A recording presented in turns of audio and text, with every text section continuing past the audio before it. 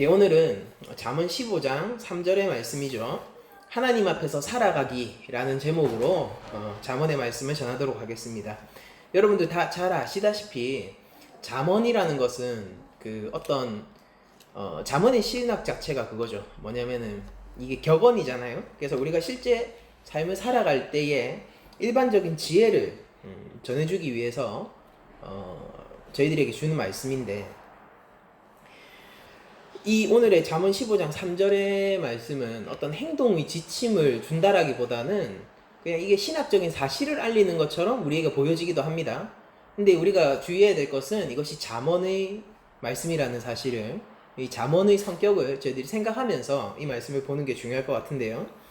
여호와의 눈은 어디서든지 악인과 의인을 감찰하시느니라 라고 되어 있는데, 요거를 이제 우리말 성경으로 제가 말씀을 드릴게요. 그리고 이게 원문에 조금 더 가까운 번역이기도 해요. 원래 우리말 성경보다 개역개정이 원문에 더 충실한 번역을 하곤 하는데, 이제 우리말 성경이 오히려 이 버전은 이 잠언 15장 3절은 원문에 더 충실한 것 같아서 제가 이렇게 우리말 성경을 제가 소개를 해드리도록 하겠습니다. 여호와의 눈은 어디에든지 있어 악인과 선인을 지켜보신다 라고 우리말 성경 버전에서는 번역이 되어 있습니다. 그러니까 하나님의 눈이 어디에든지 있어서 악인과 선인을 지켜보고 있다고 지금 얘기를 하고 있어요. 근데 제가 기독교 신앙이 없는 사람들에게 만약 어떤 도움의 요청을 받거나 무언가 삶에서 필요한 이야기를 좀 해달라는 만약 요청을 듣게 되면요, 제가 가장 이렇게 잘 해주기도 하고 좀 이렇게 제일 그 사람한테 도움을 주고자 할 때 항상 하는 얘기 중에 하나가 뭐냐면은, 너는 하나님을 믿지 않지, 넌 신을 믿지 않지만은 그래도 너의 모든 행동을 신이 지켜본다라고 생각하고 한번 살아봐 라는 얘기를 주로 하곤 합니다. 그리고 그 신적인 권위를 인정하고요, 그 신적인 권위를 의식하면서 살아가게 될 때 그게 비록 신앙이 없다라고 하더라도 많은 부분, 일정 부분의 어떤 변화들이 생기는 것을 제가 지켜보곤 했었습니다. 그러니까 가령 슬픔에 빠졌을 때도 우린 이렇게 얘기할 수 있어요. 하나님이 너의 모든 걸 지켜본다라고 생각하고 살아 라고 우리들이 얘기할 수도 있고, 그리고 지금 굉장히 고되고 힘든 순간에, 그러니까 일적으로 지쳐 있는 것이겠죠. 삶의 여러 가지 상황들도 도와주질 않고, 그런 상황 속에 있는 사람에게도 하나님이 너의 모든 것을 지켜보신다라고 생각하고 살아 라고 얘기를 할 수 있고, 또 반대로 무언가 일을 새롭게 시작하고 지금 삶에 어떤 환희에 가득 차 있는, 사랑을 시작하거나 연애를 시작했을 수도 있고, 자기가 꿈꾸는 그런 사업을 시작했을 수도 있고, 그리고 그냥 기분이 좋은 상태일 수도 있겠죠. 그런 긍정적인 상태에 있는 사람한테도 하나님이 너의 모든 것을 지켜보신다고 생각하고 살아 라고 얘기하는 이 모든 그 상황 속에서 이 말씀이 유효하다는 것을 저는 알고 있습니다. 그런데 제가 보통 그렇게 이야기를 할 때, 그렇게 함으로써 그 사람의 삶이 나아지길 바라면서 그런 얘기를 하지만은, 사실 저는 알고 있어요. 뭘 알고 있냐면은, 그들이 하나님이 실제로 나의 모든 것을 지켜보신다, 그러니까 코람데오죠. 하나님 앞에서 살아간다라고 생각하면서 살 때 그 삶에 여러 가지 긍정적인 효과들이 나타날 테지만은, 그렇다고 해서 우리가 오늘 우리 교회가 잠언 15장 3절 말씀 앞에 서고 이 말씀대로 살아갈 때 우리들이 얻게 되는 유익에는 결단코 미치지 못한다는 사실을 제가 알고 있습니다. 그러니까 하나님 앞에서 우리들이 산다라고 하면은, 그러면은 보통은 이렇게 생각하죠. 내 자신의 행동 거지를 어떤 권위 아래 두고 그 권위에 맞추어서 내 자신의 도덕성을 점검하게 되고, 매 순간 내 자신이 어떤 모양을 점검하게 되고, 그런 식으로 저희들이 생각을 하게 되는데,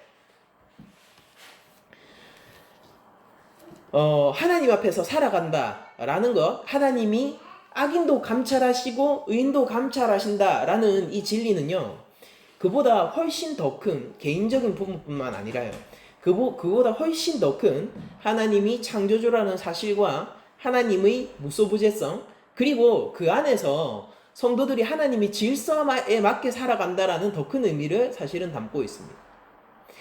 우리가 이 말씀을 이해하기 위해서 하나님이 어떤 분이신가에 대해서 조금 이야기를 해야 되는데요. 여호와의 눈은 어디에든지 있다라고 지금 본문이 얘기하고 있죠. 그래서 지켜보신대요. 그러니까 하나님을 지금 의인화하고 있는데 하나님의 눈이 어디에다 있어서 그걸 지켜보신다라고 얘기를 합니다. 여러분들 우리들은 하나님의 이게 신학적 용어로는 비공유적 속성이라고 하는데요. 그게 뭐냐면은 하나님과 우리가 하나님의 형상이기 때문에 하나님과 우리는 어느 정도 완전히는 아니에요. 어느 정도 공유하는 속성도 있고 혹은 하나님만 가지고 계신 속성도 있습니다. 그게 비공유적 속성이에요. 하나님과 우리가 공유하는 속성은 가령 정의, 사랑, 성실 이런 것들은 하나님도 가지고 계시고 우리도 가질 수 있는 것입니다. 그런데 영광, 거룩, 그리고 이 단순성 이런 게 있는데 그런 건 조금 설명하면 좀 어려우니까. 그리고 편재성 혹은 무소부재성 이런 거는 하나님만 가지고 계세요. 영원성 이거 우리 것이 아니죠. 하나님만 가지고 계세요. 그런 것들을 우리가 비공유적 속성이라고 부르는데 그 속성 중에 하나가 하나님의 편재성 그리고 무소부재성입니다. 무슨 얘기냐면은 하나님은 어떠세요? 하나님은 물질이 아니시죠? 하나님은 영이시라고 얘기합니다. 그래서 하나님은 크기로 환산이 안 돼요. 공간적인 차원을 가지지 않습니다. 무슨 얘기냐면은 하나님은 공간의 창조주이시지 공간에 얽매이시지 않는다라는 소리예요. 그리고 모든 공간에서 자신의 온전한 전 존재로서 현존하시고 각각의 모든 장소에서 다르게 행동하시고 계세요. 오늘 한국에 있는 것이 하나님의 손이고 미국에 있는 것이 하나님의 발입니까? 그렇지 않죠. 오늘 이 자리에 계신 하나님이 온전한 하나님이시고요. 지금 미국에서 누군가가 또 예배를 하고 있겠죠. 그 예배 가운데 있는 하나님도 온전한 하나님이세요. 그러나 낮은 자리 교회 가운데서 역사하시는 하나님은 우리 낮은 자리 교회에 맞게 역사하실 것이고 미국의 또 다른 어떤 교회에게 역사하시고 계시는 하나님은 그 교회 사정에 맞게 일하시고 계실 거예요. 그런데 하나님이 이중인격자입니까? 그것이 아니라 하나님은 모든 공간 안에 계시고 모든 공간 안에 전 존재로 지켜보시고 계신 것이 이게 우리가 신학적인 용어로 하나님의 비공유적 속성 중 무소부재성이다 혹은 편재성이다 라고 얘기를 하는 속성인 것입니다. 여러분들 모든 곳에 계신 하나님은 그러므로 우리가 살고 있는 모든 초소에서 온전하신 하나님인 거예요. 그러니까 이거는 우리의 격언 이전에 훨씬 더 깊은 진리를 담고 있는 것입니다. 시간의 창조자이시며 동시에 공간의 창조자이신 하나님은 모든 곳에서 하나님으로 존재하시는 것입니다. 피할 수 있는 곳이 없다라는 것이죠. 하나님의 눈을. 그러면은 하나님이 만약에 모든 사람을 이것은 단순히 우리 교회만이 아니라 오늘 본문의 말씀을 보면은 악인과 의인을 모두 지켜보신다라고 되어 있죠. 그러니까 이거는 모든 사람인 거예요. 하나님께서 모든 사람을 지켜보고 계시고 그들의 모든 중심까지도 낱낱이 알고 계시다는 사실이 여러분들에게는 어떻게 느껴지십니까? 저는 어릴 때 하나님이 어디에나 있어 라고 얘기하는 것 그리고 제가 고신교단에 소속해서 어린 시절 신앙을 했었거든요. 그 고신교단에서 가장 중요하게 생각하는 사상 중에 하나가 코람데오입니다. 하나님 앞에서. 그러니까 교회에서도 많이 들었어요. 많이 듣고 어디에서나 하나님이 계시고 어디에서나 하나님이 나를 지켜보신다는 사실이 저는 두려웠어요. 그러니까 지금 돌이켜서 생각해 보면은 그때 제가 먹었던 감정이 뭐냐면은 바로와 같은 감시자로 하나님을 생각했었던 것 같아요. 여러분들은 이 말씀이 어떻게 느껴지시나요? 여호와의 눈이 어디에든지 있습니다. 그리고 우리의 일거수일투족을 모두 지켜보고 계십니다. 이 사실이 여러분들에게는 어떻게 느껴지시나요? 당연히 이 말씀 앞에서 우리들은 1차적으로 두려움과 떨림을 가져야 되겠죠. 그런데 그것으로 끝나서는 안 돼요. 여러분들 하나님이 모든 것을 지켜보신다라는 것이 어떻게 하나님이 모든 것을 지켜보시게 되었는가에 대해서 조금 근원을 생각해 보는 편이 저희들이 신앙에 더욱더 유익이 될 것입니다. 하나님이 항상 지켜보신다는 것, 그것이 바로와 같은 감시자로서 우리를 지켜보시는 것인가 라고 생각하면은 여러분들 그건 착각이에요. 왜냐면은 바로에게는 목적이 있어요. 목적이 있고 바로는 그들을 착취하기 위해서 그들을 어떤 틀 안에 가두어 놓고요. 무슨 말인지 아시죠? 틀 안에 가두어 놓고 너희는 이 벽돌을 생산하는 자야 라는 틀 안에 갖추어 놓고 너희들은 노예야, 이집트의 국력을 위해서 너희들은 헌신해야 돼 라는 틀 안에 가두어 놓고 그들이 그것 이외에 그 어떠한 딴짓도 못하도록 끊임없이 핍박하는 형태의 감시자예요. 여러분들 하나님을 그런 식으로 이해하는 사람들도 있습니다. 교회 안에. 놀랍게도 저도 과거에 그렇게 이해를 했었고요. 하나님이 교회라는 틀 안에 우리를 가두어 놓고 하나님의 영광을 위해서라는 말로 우리의 삶을 억압하고 우리의 삶을 잘라내고 뭔가 모양을 일괄적으로 만들어버리는 하나님처럼 우리가 이해할 수도 있어요. 그러나 그것이 우리 이해가 그렇다고 하더라도 실제 하나님이 그것 때문에 우리를 감시하시는 건 아닙니다. 왜냐면은 하나님은요, 근원적으로 생각해 보세요. 하나님은 우리를 감시하시기 위해서 별다른 노력을 하실 필요가 없으신 분이에요. 애당초. 하나님은 모든 피조물의 주인이시고요. 이미 모든 것을 아시고 계세요. 우리의 어떠함을 다 알고 계신다고요. 그러니까 그게 하나님이신 거잖아요. 그래서 우리의 감시자가 자연스럽게 되어 있는 것입니다. 하나님은 모든 것의 질서를 유지하시고 계시고요. 여러분들 이 피조 세계에서 하나님이 잠시만이라도 손을 떼고 그것을 버린다고 생각해 보세요. 우주의 질서가 무너지는 것은 순식간일 겁니다. 우리가 살아가고 있는 이 환경들이 순식간에 무너지는 것은 하나님이 손을 놓는 순간 너무나도 간단하게 일어날 일일 거예요. 하나님은 자신의 피조 세계를 스스로 통치하시는 분이에요. 누군가에게 맡기는 자가 아니라 스스로 통치하시는 분이고 자신의 주권을 직접 주장하시는 분입니다. 하나님이 그것을 만드셨으므로 당연히 그러한 권리가 있으신 것 아니겠습니까? 그러니까 하나님은요, 모든 것을 알고 계시고 모든 피조물의 질서를 유지하고 모든 것을 지키고 보호하고 계세요. 그래서 우리는 하나님을 감시자처럼 여기기도 합니다. 바로처럼 어떠한 목적을 가지고 계신 것이 아니라 하나님은요, 그냥 원천적으로 근본적으로 알고 계신 거예요. 모든 것을 보고 계신 거예요. 공간을 하나님이 창조하셨거든요. 인간을 하나님이 창조하셨거든요. 하나님의 눈은 우리의 눈과 달라서 우리의 중심까지 다 감찰하시거든요. 그러니까 알고 계신 거예요. 그 하나님이 지금 있다고요. 이 자리에 계시고요. 내가 모든 처소 어떠한 곳을 가든지 그 하나님이 계시다고요. 이 사실을 잠언이 우리에게 알려주고 있는 것입니다. 그러면은 모든 곳에 계시고 우리를 감찰하시고 우리를 보시는 하나님, 모든 것을 알고 계시는 하나님은 어떠한 하나님이신가요?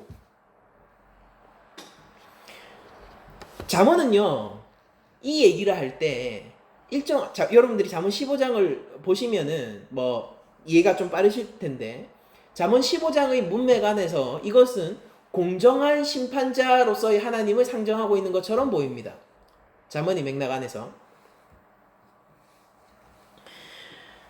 그래서 하나님이 뭔가를 보실 때 이제 공정한 재판장이자 심판자로서 그의 선악간의 행위를 따지실 때가 되게 많아요. 근데 특히 이런 것들이 어디에 많이 나오냐면은 열왕기서에 보면은 각 그 왕들을 평가할 때 항상 하나님이 보시기에 어떠하더라라고 항상 얘기하세요. 그러니까 거의 모든 왕에게 하나님이 보시기에 그가 선한지 악한지를 그 선악간의 그 유무를 하나님께서 밝히십니다. 그러니까 하나 예를 들자면은 열왕기상 15장 3절에 아비암이 그의 아버지가 이미 행한 모든 죄를 행하고 그의 마음이 그의 조상 다윗의 마음과 같지 아니하여 그는 하나님 여호와 앞에 온전하지 못하였으나 그의 하나님 여호와께서 다윗을 위하여 예루살렘에서 그에게 등불을 주시되 그의 아들을 세워 뒤를 잇게 하사 예루살렘을 견고하게 하셨으니 이는 다윗이 햇사람 우리아 일 외에는 평생에 하나님 보시기에 정직하게 행하고 자기에게 명령하신 모든 일을 어기지 아니하셨음이라 라고 얘기를 하고 있습니다. 여러분들, 하나님께서 얼마나 정확하고 공정하게 평가하시냐면은 이 본문을 보면요, 아비암이 죄를 지었잖아요. 죄를 지었는데 그 왕권이 더 강화되고 그 왕권이 더 굳건해집니다. 왜 그런지를 지금 열왕기서 기자가 설명해 주는데 그 이유가 뭐냐면은 다윗 때문이래요. 다윗 때문에. 그의 하나님 여호와께서 다윗을 위하여 예루살렘에서 그에게 등불을 주시되 그의 아들을 세워 뒤를 잇게 하사 예루살렘을 견고하게 하셨으니 라고 얘기를 하고 있단 말이에요. 그러니까 그 아비암은 자신의 선대왕인 다윗의 보호 아래 지금 있는 듯한 모습을 보이고 있죠. 그러니까 하나님은 다윗을 기억하시고 계신 거예요. 지금도 이 아비암 시대에도 하나님은 다윗을 기억하고 계시고 다윗을 평가하신 것으로 그 이스라엘을 대하고 있는 거예요. 아비암뿐만이 아니라 이스라엘을 대하고 있는 것입니다. 그런데 이때 하나님이 다윗에 대해서 이렇게 평가하십니다. 이는 다윗이 햇사람 우리아의 일 외에는 다윗의 간음 사건을 지금 끌고 들어오고 계신다고요. 이스라엘 국가 전체가 하나님 앞에서 지금 은총을 입어서 그 근거로 다윗이 들어지고 있는 이 순간, 지금 하나님은 무엇을 기억하시고 계시냐면요, 지금 은총을 주는 순간이고 선대하는 순간이잖아요. 그들이 죄악에도 불구하고. 그런데 그때 하나님은 다윗의 죄를 기억하시고 계시다고요. 다윗의 잘한 일, 다윗이 하나님 앞에서 얼마나 정직하게 행하고 자기에게 명령하신 모든 일을 어기지 않았는가, 그것을 이야기하는 그 순간 하나님은 우리아 일을 기억하시고 계시다고요. 하나님은 공정하세요. 근데 생각해 보십시오. 하나님은 모든 것을 보시고 기억하시고 정확하게 평가해 주시는데 우리 가운데서 하나님 마음을 흡족하게 하기로 치면은 다윗을 따라갈 사람이 몇 사람이나 있겠습니까? 우리 교회뿐 아니라 하나님 모든 백성들 가운데서 다윗 정도로 하나님 마음에 합하고 하나님을 흡족하게 한 자가 몇이나 되겠냐고요. 그런데 그런 정도의 다윗도 하나님의 정확한 판단을 흐릴 정도의 호의를 얻어내지 못해요. 하나님은 우리아이를 기억하십니다. 하나님은 다윗을 정확하게 판단하세요. 하나님은 공정한 심판자이시고요. 이것이 지켜보는 하나님입니다. 하나님은 악인을 지켜보십니다. 마찬가지로 열왕기상 14장 22절을 제가 읽어드리겠습니다. 유다가 여호와 보시기에 악을 행하되 그의 조상들이 행한 모든 일보다 뛰어나게 하여, 그러니까 굉장한 악인이었던 것 같아요. 그 이유는 뒤에 나옵니다. 그 범한 죄로 여호와를 노엽게 하였으니, 그러니까 악인을 지켜보시고 그 죄를 미워하실 뿐만 아니라 그 사람의 죄책을 하나님은 노여워하세요. 이는 그들로 산 위에와 모든 푸른 나무 아래에 산당과 우상과 아세라 상을 세웠습니다. 그 땅에 또 남색하는 자가 있었고 여호와께서 이스라엘 자손 앞에서 쫓아내신 국민의 모든 가증한 일을 무리가 본받아 행하였더라. 그러니까 왕이 지금 앞장서가지고 뭘 하냐면은 하나님의 율법에 저촉되는 일들을 할 뿐만 아니라 하나님을 거역하고 우상 섬기기에 1등이 되어서 모든 국민들이 그 뒤를 따라가도록 하고 있는 일을 하는 거예요. 바울이 죄인 중에 괴수라고 했죠. 여러분들, 여기 진짜 죄인 중에 괴수가 있습니다. 이 유다예요.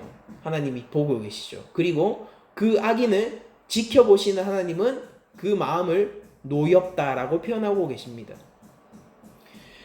근데 우리가 하나님 앞에서 지속적으로 죄인으로 살아가게 된다면 어떨까요? 하나님의 마음에 흡족하지 못한 자로 지속적으로 저희들이 살아가게 된다면 어떻게 될까요? 우리는 하나님의 형상입니다. 하나님의 형상을 포기하면서 우리들이 우리의 삶을 영위한다면은 여러분들, 우리가 너 인간 같지도 않아, 인간이 아니야 라고 할 때 여러분들 우리가 어떤 상태죠? 우리에게 감정적으로 분노가 굉장히 많이 쌓여 있거나 우리가 너 인간 같지도 않다라고 할 때는 인간성이 거의 죄책도 느끼지 않고 인간성이 소실되어 있는 그런 상태로 저희들이 인간 같지도 않아 라고 얘기를 하잖아요. 그러니까 하나님은 공정하셔서요, 우리가 인간이기를 포기할 때, 하나님 형상이기를 포기할 때 하나님은 하나님 형상이 아닌 것으로 대우해 주실 거예요.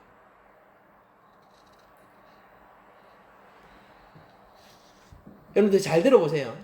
제가 구원의 일을 얘기하는 것이 아니라 크리스천이, 성도가 하나님 명령 듣기를 즐거워하지 아니하고요, 내가 크리스천이에요, 내가 그리스도의 소속입니다, 그리스도 안에 있는 자예요, 내가 그런 사람한테 얘기하는 거예요. 이것은 바울이라고 피해갈 수 없고 다윗이라고 피해갈 수 없는 거예요. 여러분들, 내가 하나님의 자녀임에도 불구하고 하나님의 자녀이기를 포기하면서 계속 살아가고 하나님의 형상이기를 계속 포기하면서 살아갈 때 하나님은 우리 삶 가운데서 과연 진짜로 선대해 주실까요? 우리의 일을 기억하고 계시는 다윗으로 말미암아, 다윗의 축복으로 말미암아 그 이스라엘을 굳건하게 해주시는 그 호의의 순간, 은혜의 순간에서도 우리의 일을 기억하시는 그 하나님이 우리의 삶을 정말로 우리가 하나님 형상으로서 살기를 포기한다라면 정말로 계속해서 우리 삶을 선대해 주실까요? 그것을 우리가 공정한 하나님이라고 부릅니까?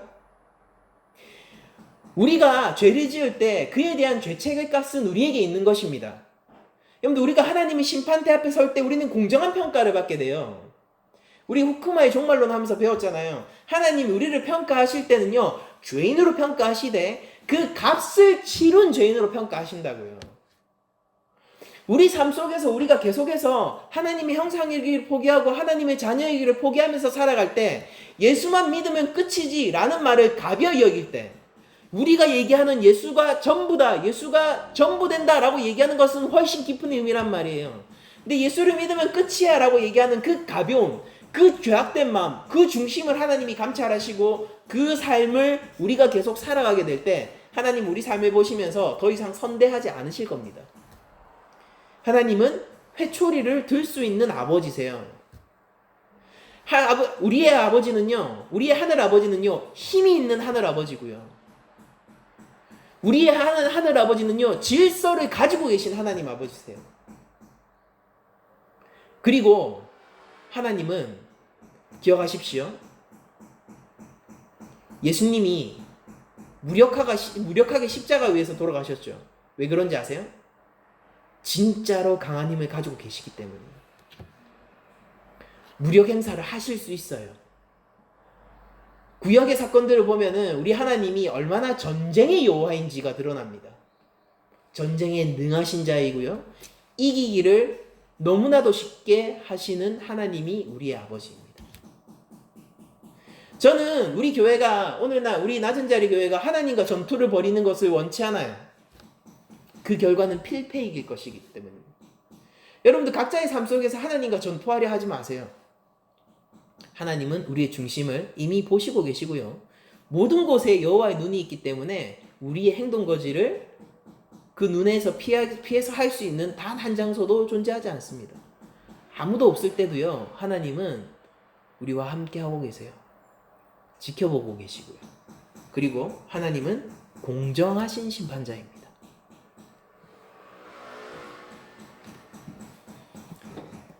하나님을 이 눈은까지만 생각하면은, 그런데 이 하나님의 눈까지만 생각하면은 우리는 두려워 떨게 되죠. 이게 당연한 거예요. 우리 마땅히 가져야 할 여호와 경외입니다. 우린 두려워 떨게 되고 하나님에 대해서 거부감을 가지게 됩니다. 일정 부분 마땅해요. 왜냐하면 하나님은 우리와 다른 크신 분이기 때문이에요. 인간이 호랑이 앞에 섰을 때 두려움을 느끼는 것이 당연하듯, 곰 앞에 섰을 때 두려움을 느끼는 것이 당연하듯, 여호와 앞에 섰을 때 두려워 떠는 것이 마땅합니다. 산천 초목이 떨고 있는데 우리라고 떨지 않겠습니까? 그런데 우리에게 희망이 되는 것은요, 하나님의 눈이 여기에서 멈추는 것이 아니라 하나님의 눈이 의인에게도 가져가 있다라는 사실입니다. 근데 의인을 지켜보는 여호와의 눈은 어떤가요? 시편 34편 15절은 이렇게 얘기합니다. 여호와의 눈은 의인을 향하시고 그의 귀는 그들의 부르짖음에 기울이시는도다. 그러니까 여러분들 하나님 편이시냐라는 얘기를 제가 먼저 물어보고 싶어요. 하나님의 눈은 의인을 향하시고 계세요. 그리고 의인을 향하고 있는 그 하나님의 태도는 뭐냐면요, 이렇게 적혀있죠. 시편 기자의 고백에 의하면 그의 귀가 그들의 부르짖음에 귀 기울이고 있다라는 말로. 공정한 심판자이신 하나님은요, 동시에 의인을 대할 때 긍휼함과 그들의 마음의 열망을 이해하시는 분으로 그려집니다.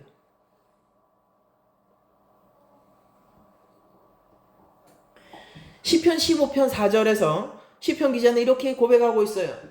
그의 눈은, 이게 여호와의 눈입니다. 그의 눈은 망령된 자를 멸시하며, 그러니까 하나님 악인을 미워하시죠. 망령된 자를 멸시하십니다. 그런데 여호와를 두려워하는 자들을, 여호와 경외예요.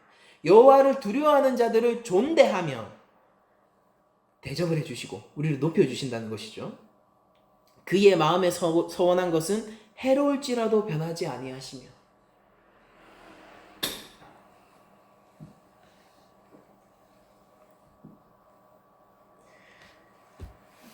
여러분도 한번 기억해 보십시오. 우리가 예수 그리스도의 이름을 믿고 예수 그리스도의 편에 서 있을 때, 그 예수님 안에 있을 때 완전히 의로우시고 무지하시고 하나님의 독생자 되신 우리의 구주 안에 있을 때 하나님이 우리를 바라볼 눈길이 어떠할지를 여러분들 기억해 보셔야 돼요. 우리는 하나님을 두려워하지만 동시에 의인으로서 하나님 앞에 서서 하나님의 호의를 받는 자들입니다. 여기까지 알아야지 우리가 모든 곳에 여호와의 눈이 있다라는 사실에 대해서 비로소 완전한 이해를 가지게 되는 것이죠.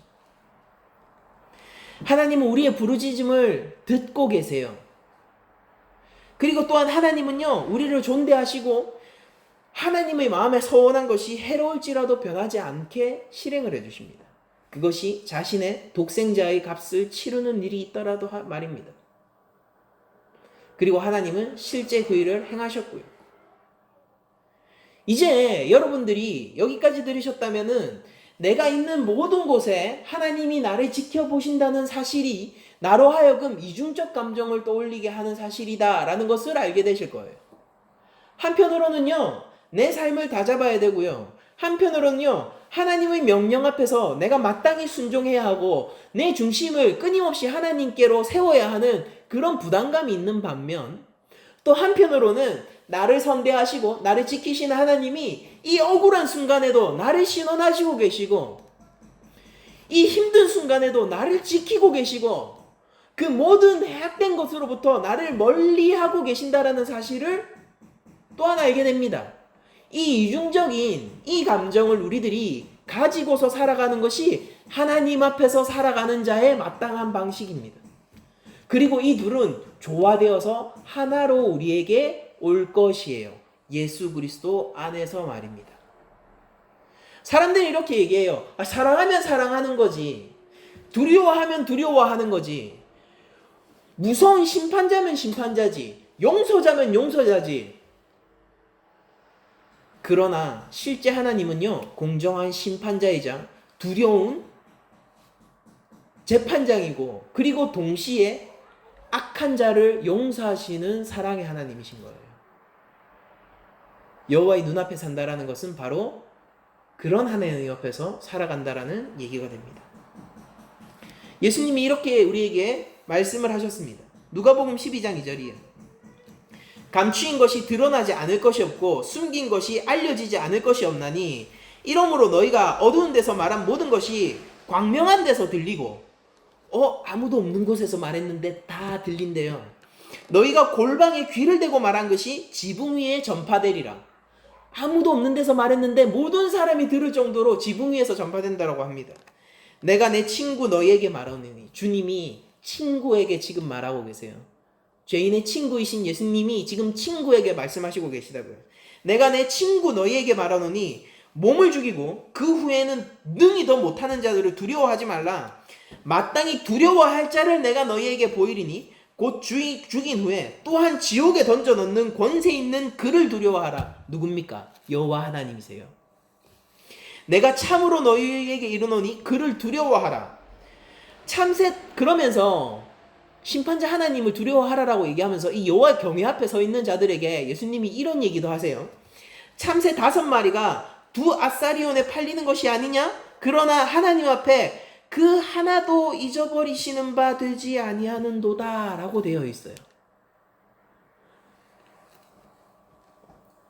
여러분들 참새 2마리가 한 아사리온이거든요. 5마리에 근데 2 아사리온이면요, 이 2개 샀으니까 덤으로 하나 더 줄게 이래가지고 참새 5마리가 2 아사리온인 거예요. 뭡니까? 가장 값없는 것 중에 하나예요. 근데 그것도 하나님이 기억하시는데 하나도 하나님께서 잊어버리지 아니하는데 너희들이 죄인으로서 계속해서 기능하고 살아갈 수 있겠느냐? 그것을 예수님이 누구에게 말합니까? 자신의 생명을 내어줄 친구에게 얘기하고 있어요. 친구라고 부르시고 계시다고요.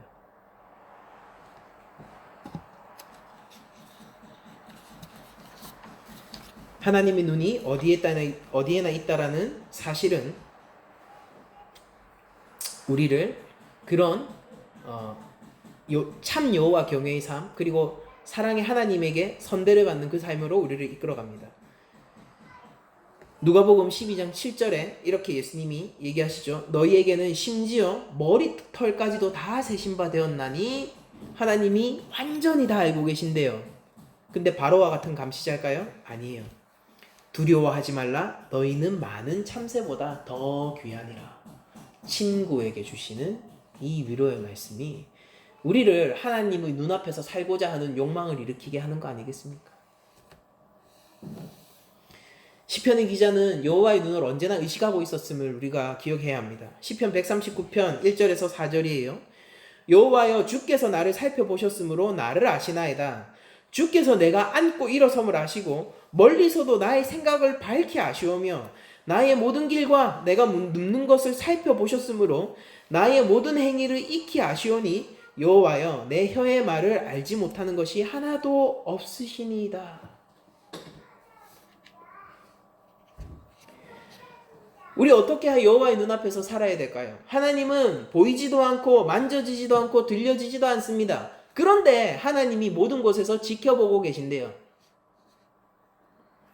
내 모든 말을 기억하시고 계신대요. 이게 시편 기자의 고백이잖아요.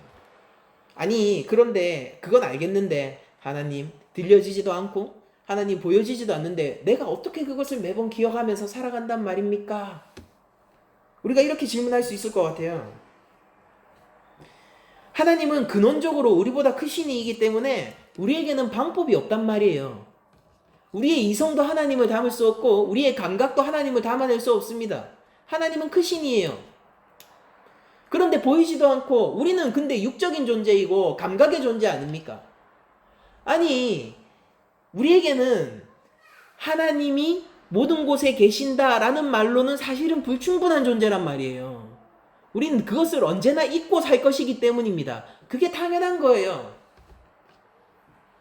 그럼 우리에게 어떤 방법이 있을까요? 하나님께서 모든 곳에 계시고 모든 곳을 지켜보고 계신데 우리는 모든 장소에서 우리의 처소에서 어떻게 살아가야 합니까? 여러분들 열왕기상 9장 3절에서 하나님의 자신의 눈을 어디에 둘 것인가에 대해서 우리에게 알려주십니다. 여호와께서 그에게 이르시되 네 기도와 네가 내 앞에 간구한 바를 내가 들었은즉, 솔로몬이에요. 솔로몬 성전이 지을 때 이렇게 하나님이 얘기하십니다. 나는 네가 건축한 이 성전을 거룩하게 구별하여 내 이름을 영원히 그곳에 두며 내 눈과 길과 내 마음이 항상 거기 있으리니 라고 얘기를 하고 있어요.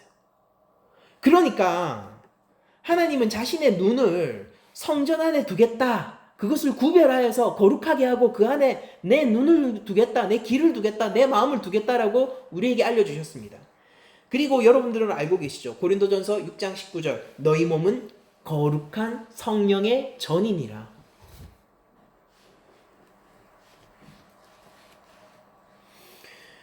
우리가 외부적으로 하나님을 발견하려고 하다 보면요, 아, 하나님이 지켜보고 계시지 라고 생각을 하다 보면요, 우리들은 또 결국 율법의 구렁텅이에 빠지게 되고, 우리는 더 심각한 건 우리는 하나님의 눈을 잊고 살 거예요. 설교 백날 들어봐야 소용없습니다. 하나님이 들려지지도 않고 만져지지도 않고, 하나님이 어떻게 우리 감각 속에 포착되지도 않는데 하나님이 다 지켜보이고 있다라고 매 순간 생각하면서 살아요. 그 실패의 길이란 말이에요. 그거 불가능합니다. 그래서 이스라엘 백성이 망했잖아요. 그 전처와 그 길을 우리가 또 밟으면 안 될 거 아닙니까? 근데 우리가 어떻게 하나님을 언제나 매 순간 느끼면서 하나님의 눈앞에서 살아갈 수 있냐면요, 우리의 존재를 자각할 때예요. 우리가 거룩한 성령의 전이라고요. 우리가 성전이고 하나님이 우리 안에 계신다라고요.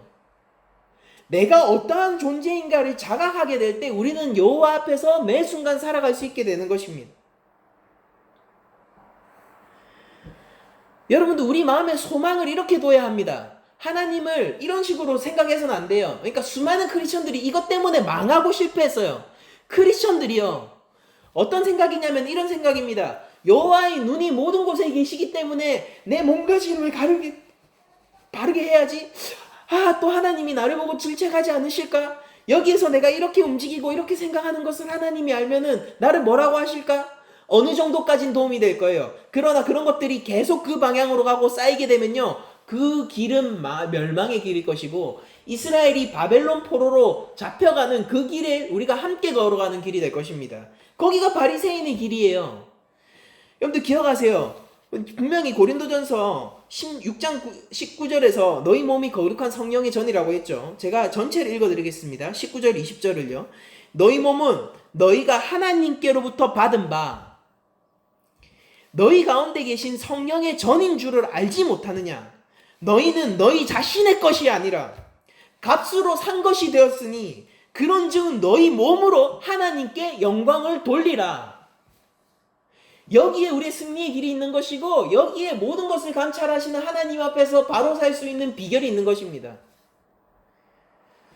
우리를 예수 그리스도의 보혈의 값을 지불하고 사셨다라고요, 하나님이 얘기하시고 계신 거예요.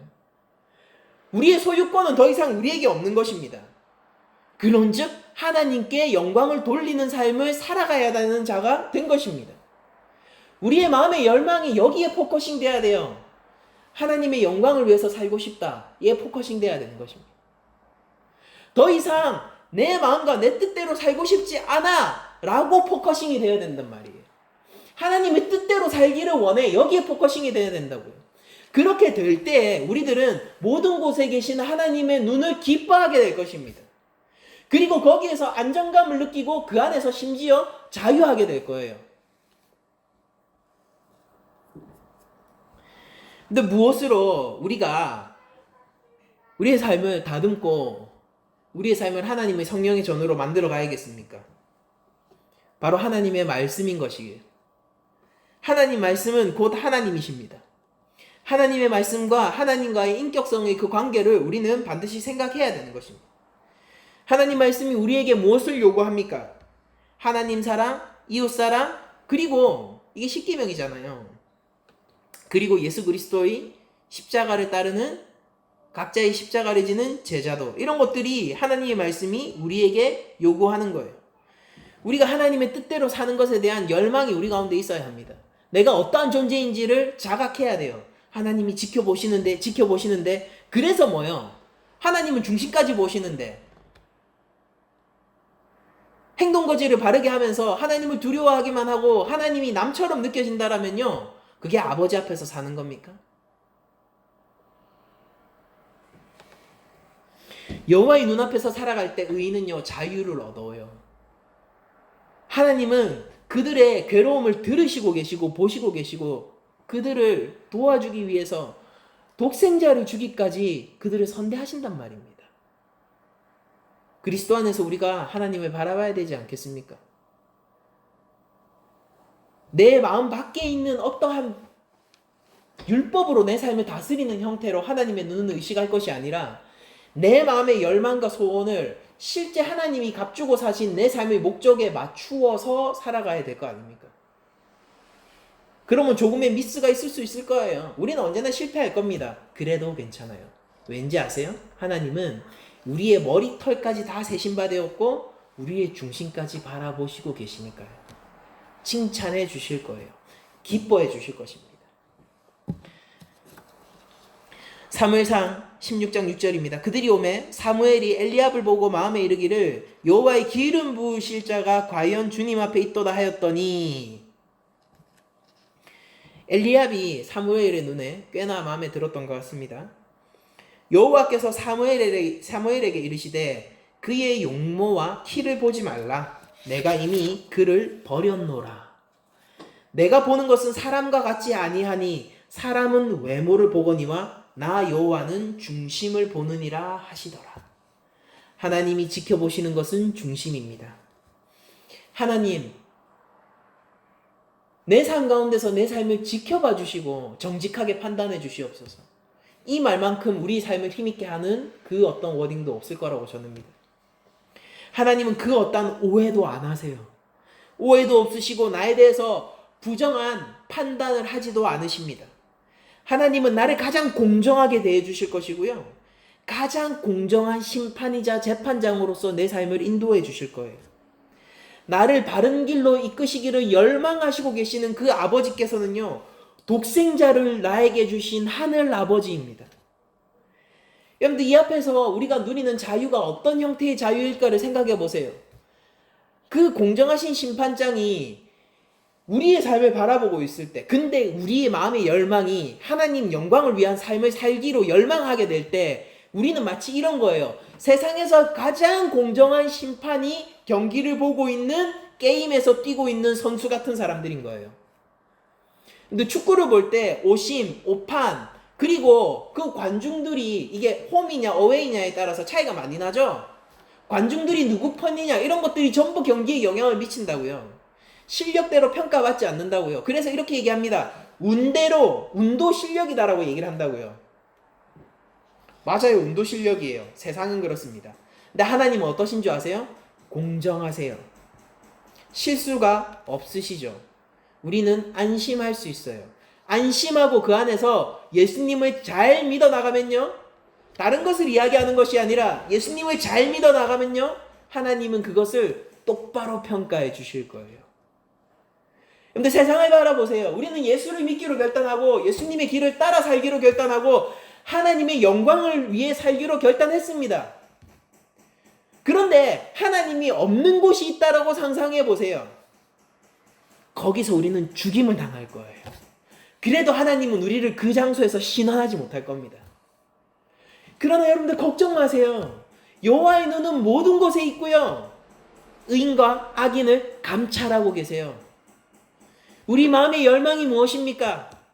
하나님이 나를 바로처럼 지켜보시는 감시자가 아니라고요. 나를 사랑하시고 나를 바른 길로 이끄시기를 원하고 나를 위하여서 독생자를 주시기까지 사랑하시는 이 교회를 자신의 자녀라고 부르시는 우리의 하늘 아버지 아닙니까?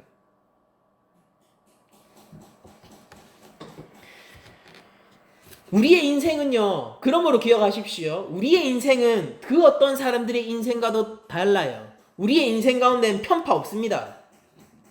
오로지 경기에 집중할 수 있는 선수와 같은 삶으로 우리는 살 수 있어요. 하나님을 즐거워하고 그 영광을 위해 살기 원하는 자는 하나님이 나를 지켜보신다는 사실로 인해서 자유로워지게 될 것이고, 하나님의 영광을 피해서 살기를 원하는 자가 하나님이 나를 지켜보신다는 사실을 깨닫게 될 때는요, 심히 그 마음이 고단해질 거예요. 정신병에 걸릴 정도로. 근데 그거 아세요? 수많은 예전에 선교에 붐이 일 때, 90년대 이럴 때, 수많은 젊은 청년들이요, 하나님 앞에서 선교사로 자원하는 그 자원의 손을 들고 그랬다가 그게 마음에 빛이 돼가지고 결국 교회를 떠나거나 신경쇠약에 걸리는 일들이 일어났었습니다. 진짜예요. 그들은 그 마음의 생각을 지울 수가 없는 거예요. 하나님이 지금도 나를 지켜보시고 계시겠지? 내 마음의 소원을 그때 그 소원을 기억하시고 계시겠지? 근데 나는 지금 장사를 하고 있잖아. 근데 이걸 접을 수가 없는데 어떡하지?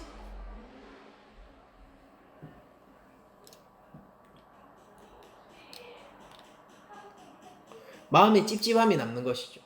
자기를 괴롭히는 거예요. 종교적으로 자신을 파멸로 몰고 가는 것입니다.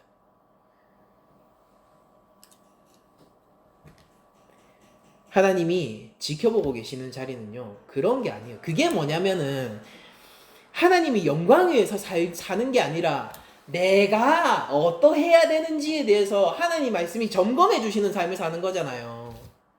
그게 패망한 이스라엘의 길이고, 그게 하나님의 눈을 밖에 두고 이렇게 살아가는 자들의 삶이라고요. 하나님 보이지 않는다니까요. 만져지지 않는다니까요. 감각하지 않는다니까요. 곧 이내 있게 될 거예요. 글자만 남아서 그 글자가 나를 노예로 삼아갈 거라고요.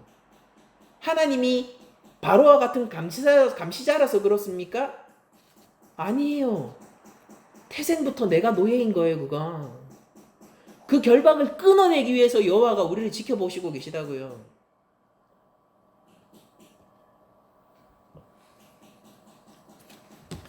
오늘 본문 말씀을 한 번 더 여러분들에게 읽어드리도록 하겠습니다. 잠언 15장 3절 우리말 성경 버전으로 읽겠습니다. 여호와의 눈은 어디에든지 있어 악인과 선인을 지켜보신다.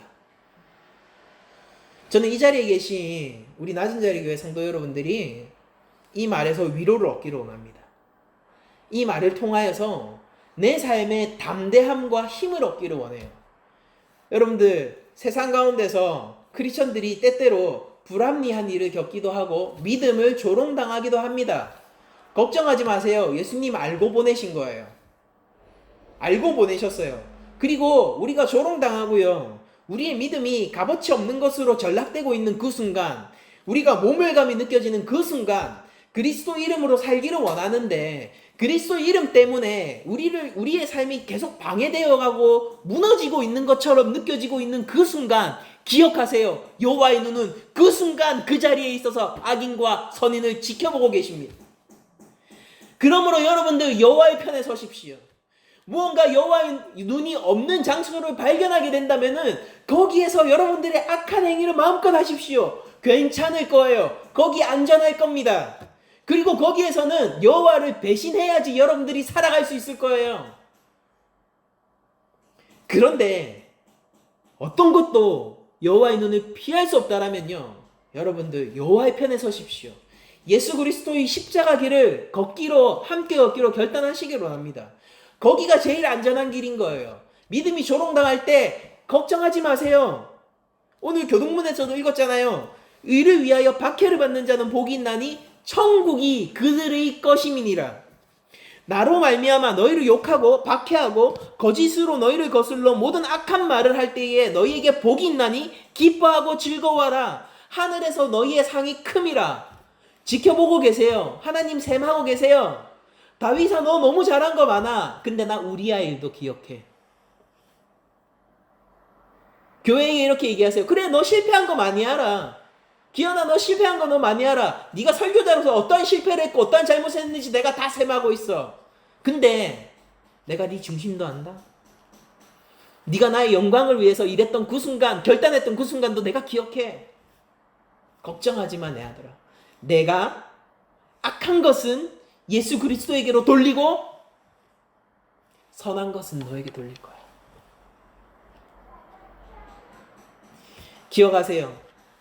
하나님은 이미 우리의 모든 악한 것을 그리스도에게로 돌렸습니다.